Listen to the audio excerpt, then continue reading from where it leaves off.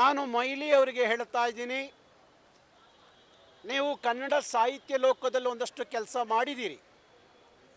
ಸಾಹಿತ್ಯದ ಬಗ್ಗೆ ನಿಮಗೆ ನಿಜವಾದ ಕನ್ನಡದ ಸಾಹಿತ್ಯ ಬಗ್ಗೆ ಕಾಳಜಿ ಇರೋದಾದರೆ ತಾವು ದ್ವಿಭಾಷಾ ಸೂತ್ರವನ್ನು ಯಾಕೆ ವಿರೋಧಿಸ್ತಾ ಇದ್ದೀರಿ ಅನ್ನೋದು ನಾಡಿನ ಜನರಿಗೆ ಹೇಳಬೇಕು.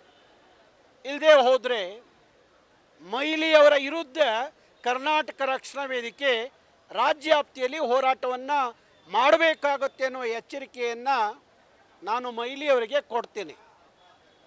ಒಬ್ಬರು ರಾಜ್ಯದ ಮಾಜಿ ಮುಖ್ಯಮಂತ್ರಿಯಾಗಿ, ಕೇಂದ್ರದ ಸಚಿವರಾಗಿ ತಾವು ಕರ್ನಾಟಕದ ಕನ್ನಡ ಭಾಷೆಯ ಪರವಾಗಿ ನಿಲ್ಲಬೇಕಾದವರು ಯಾವ ಕಾರಣಕ್ಕಾಗಿ ದ್ವಿಭಾಷಾ ನೀತಿ ವಿರುದ್ಧವಾಗಿದ್ದೀರಿ ಅನ್ನೋದು ನಮಗೆ ಅರ್ಥ ಆಗದೇ ಇರುವಂಥ ವಿಚಾರ.